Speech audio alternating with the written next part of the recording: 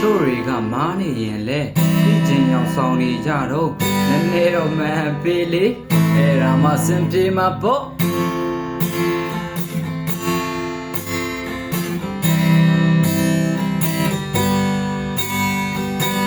လုပ်ခဲ့တဲ့လုံတွေကမများစွာဖြစ်လို့တွားဒါတွေကိုတီးခဲ့ကြ